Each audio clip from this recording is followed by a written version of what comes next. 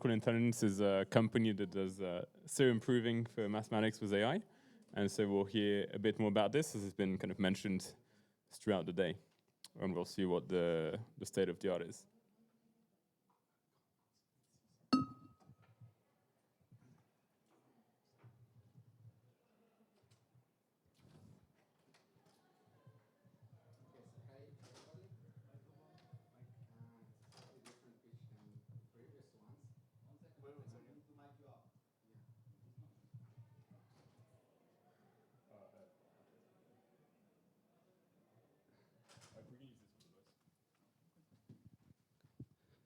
Do you hear me?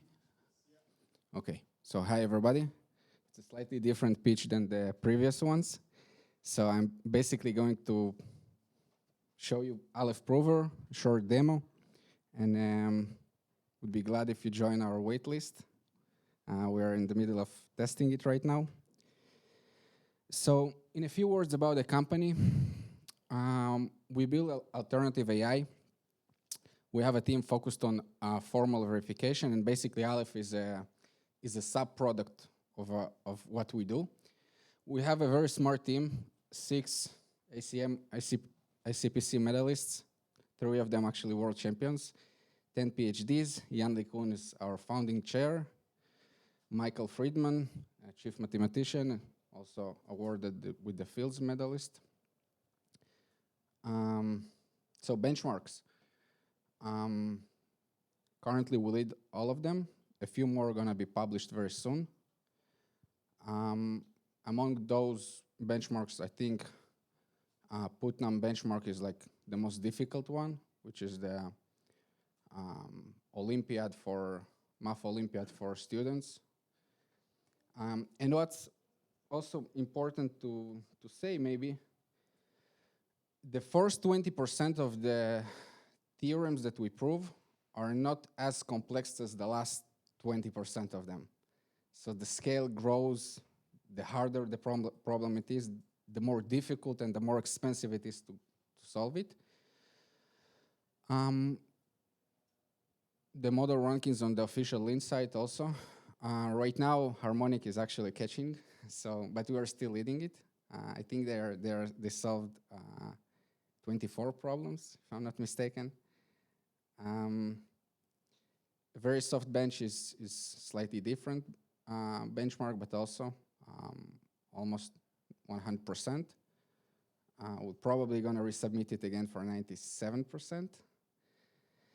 And a few more words about Putnam benchmark. So what I wanted to highlight maybe in this slide and a few next ones is the flexibility that you gain if you use Aleph. So most provers, they stack once it doesn't matter which budget you put in, they kind of stack and they loop endlessly. So it's gonna be like a waste of money and a waste of time, which is slightly different from what you can see on this slide. So we basically resubmitted the whole benchmark for giving it a bit more budget. So on this run, we had like $400 budget per problem. We submitted it again with like 1,400, and we solved more problems. Yeah, and this is another representation of that. So average proof time, jumping from 5 hours to 6 hours, utilizing the budget more efficiently, or utilizing more of the budget. And yeah, basically, this is how it looks like. So we are not, there is not specific point where we kind of just stop proving. The more budget you can put, the more problems you're gonna prove. It has a UI. I will show it. Yeah. So how is it used currently? We have many mathematicians as users, and we're exploring more in partnership with the universities. It was used in ArcLib, and basically, if we get back to ArcLib and the Ethereum Foundation, basically, Aleph Prover can make pull requests. it can offer, and you can review them, submit. You can, by the way, you can run, if you are not like happy with the result, the proof, you can rerun it. You can ask it to improve or to fix stuff. Specifically about RClip, Alex, if you want, you can elaborate. But basically, we merged, I think it was like 10 PRs, with like in total 7,000 lines. I have a short video of the UI. Hope it's gonna be working. Yeah. So you can select a repository, set up the branch, specify the path to your lin file, the theorem, and basically that's it. You can provide some suggestions.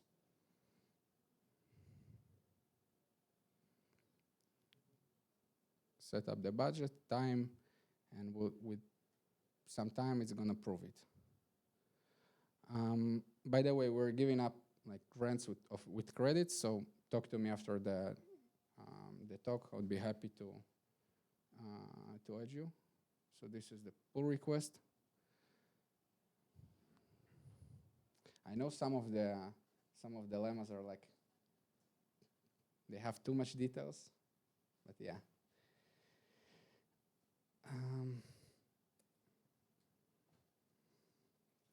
So that's it.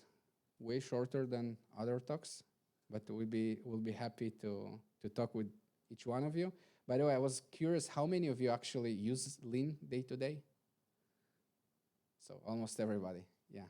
So please talk to me. We'll be happy to work with you guys. And yeah, this is the QR code to join the waitlist.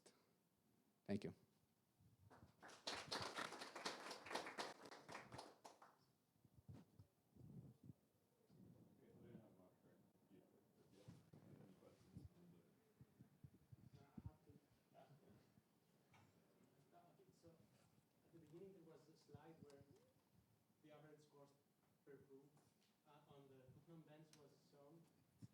Mm-hmm. This one? No, the other one. Yes. So number 4, there is Aleph again. But so the cost of the proof jumps by almost 3 times from position 4 to 1. Right. But then the limit is only a percentage. Oh, sorry, it's not 1,000. It's 100. Yeah, I was just curious about these two numbers and how it scales. So the harder the problem it is, the more expensive it's to prove it. So yeah, the jump is not linear at all. But yeah, I mean, what's... So the last 150 problems basically increase the average.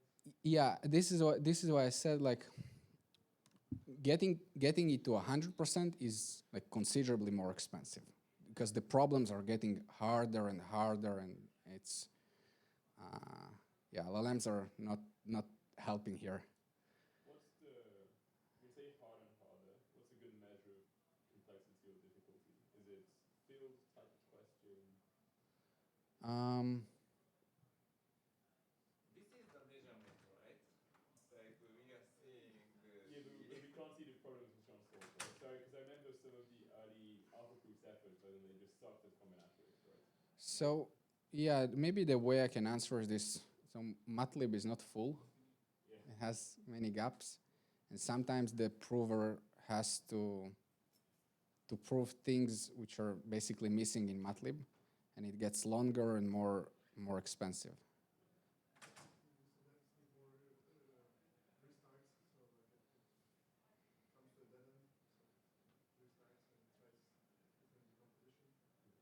Yeah. So type of question based on like what's in MATLAB. Yeah, this is one of the things. And the UI that you can specify or give some instructions to the tool.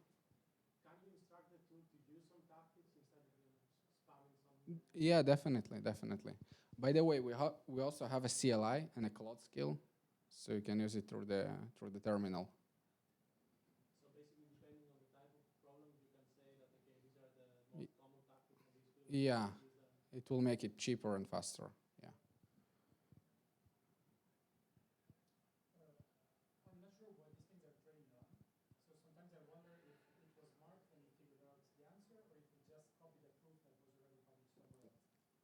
No. So we don't disclose fully how it's working. We do use LLMs inside.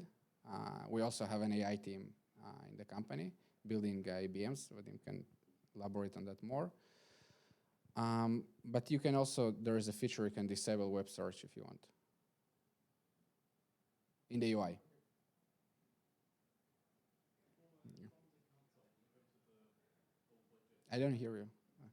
For problems it can't solve, does it go to the full budget, or does it cut off any recognition of, I won't be able to solve it in the amount of budget given? It will be trying to solve it until the soft budget is like reached. Is there like warning system where it thinks it won't be able to solve it, even if it...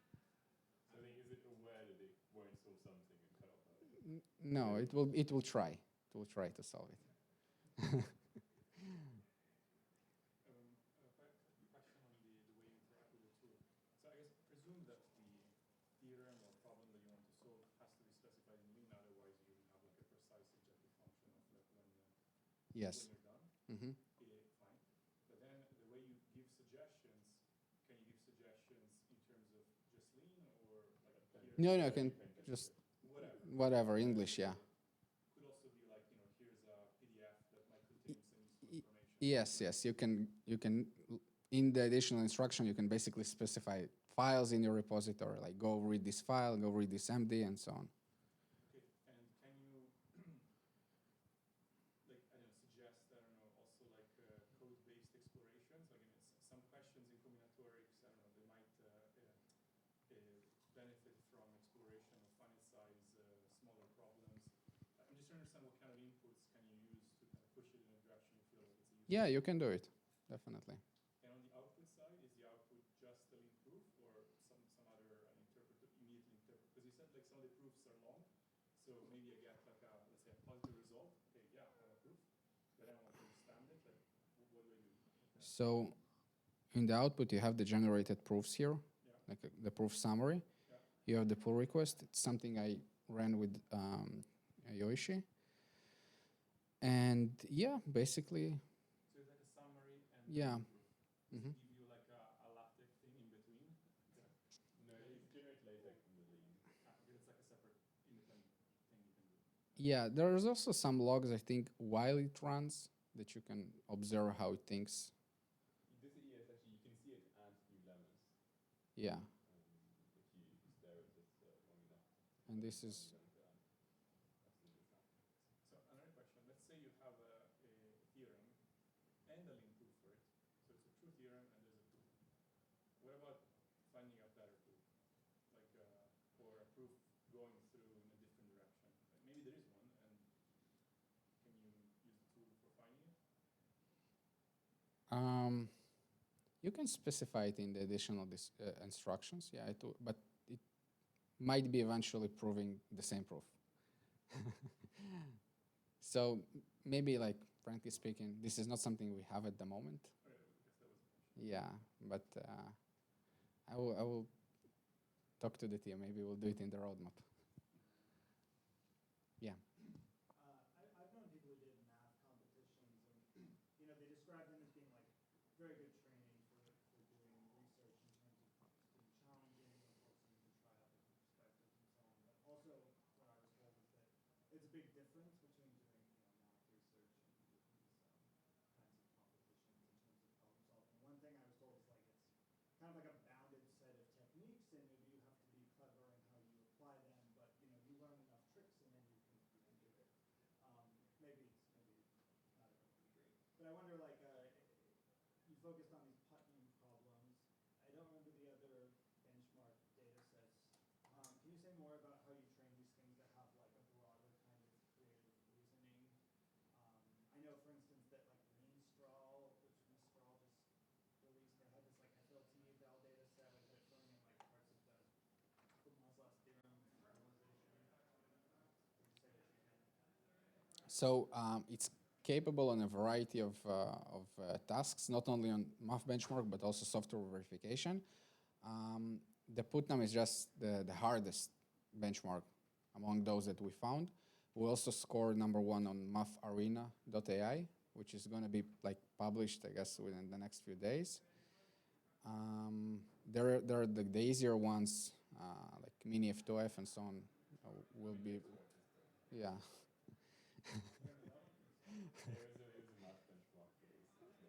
Yeah, it's a very simple one. But I can disclose how we exactly trained it. Yeah.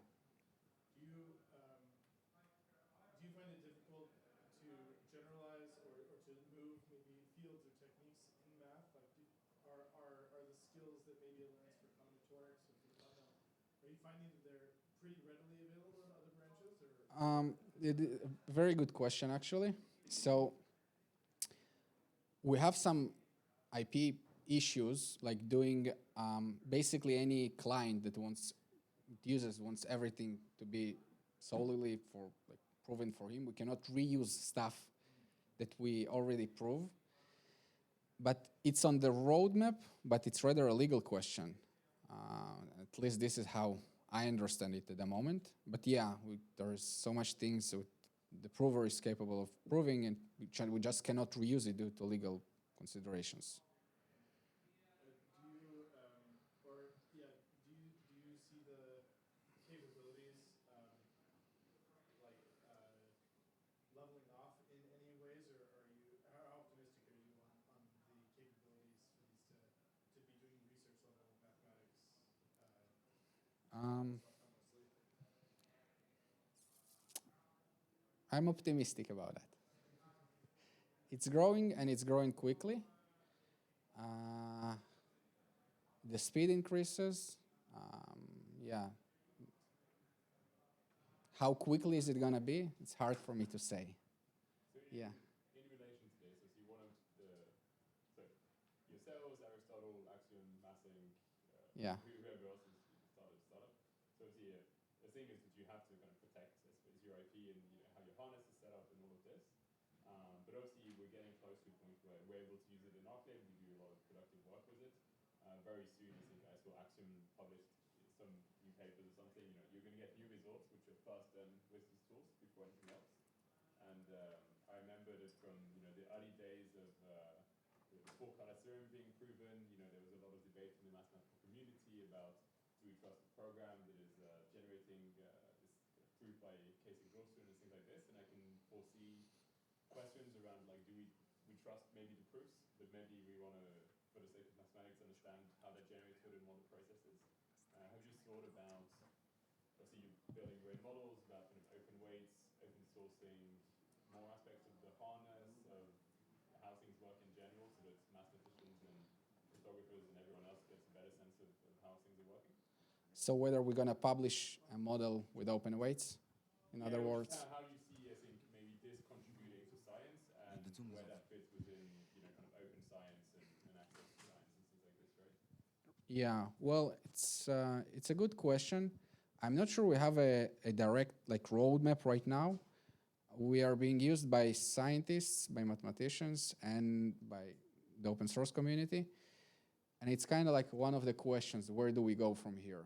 Are we making it convenient for day-to-day use, or are we making it more and more capable and smarter? But then it's kind of harder to find clients, right? So it's one of the things we're currently thinking about. I had a question about kind of the gap between what is given as known mathematical knowledge and what is sort of discovered. So you mentioned MathLib as being lopsided in the way that it provides known facts that can be used for exploration. And so when you are asking a problem that is on the less rich side of MathLib, maybe it struggles a bit more. So Putnam problems typically are like synthetic problems. They are not like interesting math theorems. They're more like some whatever set up to test, to flex some math muscles within about amount of time. So I guess those types of facts don't appear in MathLib, because why would you have them there, right? So is that the point, that somehow in MathLib you have like standard theorems of general interest, and Putnam would be these synthetic problems that you don't expect to appear in a place like MathLib, and this is about bridging the gap using MathLib type knowledge to reach proofs of the synthetic problems like Putnam, or like, huh? Or yeah, but okay, it's marketing, but it's a benchmark. Like I, for example, I find it of limited marketing effect because the. Oh yeah, it's the the same for me. So I'm wondering, like, how do I, get confidence in the ability to kind of deduce new mathematical knowledge, conditioned on already having all the knowledge in MathLib. So, but I mean, so how do we compare then? Is there any? No, I didn't say I'm Specific- offering another. Like, how do I interpret the Putnam benchmark? Into real math problems, real world? Yeah, or I guess the reductionist view is that, in my mind, is like the distribution of Putnam problems to me are not interesting math theorems, therefore they don't appear in MathLib. Therefore, there is a greater than zero gap between the knowledge you're starting from and the knowledge you acquire by solving these problems. Okay, so greater than zero. Good. What else can we take away from there? Or are there other benchmarks that let us sort of infer like a more interesting type of step in acquiring knowledge? There's this LinAI benchmark, but so basically you're correct. Yeah. So the industry is in need of new challenges and new benchmarks. Yeah, so just to repeat, so you're correct, and these benchmarks like come to be saturated with powerful models. So everyone needs a new big challenge and new types of benchmarks, and Lean AI is making one of them. But everyone is looking for big challenges to work towards. So you're correct, and the answer, yeah, you must try it and see how it works for your problems. Yeah. So yes, exactly. So that's the only way. There are occasions of King hours or Tantal will put some secret questions in a secret benchmark set. So yeah, I will be granting credits. So please try it. Let's see. Maybe you find something. We'll be happy to. I'd be curious too. But I think as well, so I think something that's come up with all of these is also that there are many interesting questions, which are obviously just derivative of things that are known. And so there are many things that are actually interesting and potentially low-hanging fruit. It's that long tail of. Have you guys done any work on the Erdos problems? The air dash problem? Erdos problems, they've been. Oh, No, okay. Some of those that were public, but we didn't do systematic. Okay, would you see those as like a good next benchmark? I think we also discussed that they are also very different. Some of them, few of them are interesting, and the vast majority are super obscure and Kind of specialized, yeah, may not be useful, yeah. to the previous question. And so maybe some few of them are interesting, which unsolved, yeah, but in general. So just one question, as a user, what about ownership issues? Like, let's say that I submit a proof to an open source library, and then the proof is written by Aleph. Who owns it? And or in a different situation, let's say that some kind of software becomes profitable at some point, and they used results from an AI model. Could you have some leverage on either the open source software or? yeah, good question. We're not claiming ownership over the proofs right now. You're basically paying for them by using the. Okay, so through the subscription, basically, I take ownership of the output of the model. Yes, right now, yes. Okay. It would be very painful if not, right? I want to comment on the example that was shown. It was not from Putnam. It's actually about RISC-V assembly verification, so not at all Putnam. And then another interesting thing about this code is, this is just one sample, but one thing I observed is this uses a tactic that's a custom tactic for assembly verification that exists only in this repository or not only used in here. So yeah, the last one, run block thing. So yeah, this thing can like follow the style of the repo, at least in this example. So like that makes me feel a bit yes. Did you prompt it to do it, or did it do it? I didn't do anything. I think maybe you can do I this didn't give story. it any That was additional. my Yeah, I suggestion. didn't give it any additional instructions. If this is your question, just well, Aleph has access to the repository, to all the files of it, so it's capable of seeing how things look. And but if you get a result which you're not satisfied, you can use the additional instruction and guide it through, like reusing some of the tactics, for example. Yeah, looking at everything and adjusting itself is a very nice behavior as a contributor. So very welcome, I think. Also, just want to say overall, we are interested in feedback. Yeah, so we are interested in feedback. So yesterday we already chatted to, like, if you had an experience with interactive provers, like other products as well, or AIs in general. So like, what are pain points in the workflow? We are eager to hear. And so like the prover, like we try on formal verification benchmarks, and that's also one area where we want to apply it going further. So we don't have a product around that yet, but we're looking for feedback. Yeah, we are a very early stage company still, so this is why we need your feedback so much.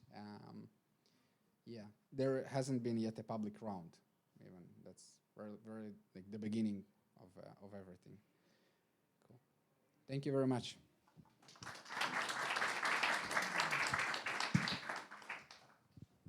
And then I think that's the end for this room. I think there's some closing remarks of some kind in another room. You're giving them, so. Oh, which room? Over there. Over there. There we go. But it's not. It's 30 minutes or so. like 15 minutes. 15 minutes.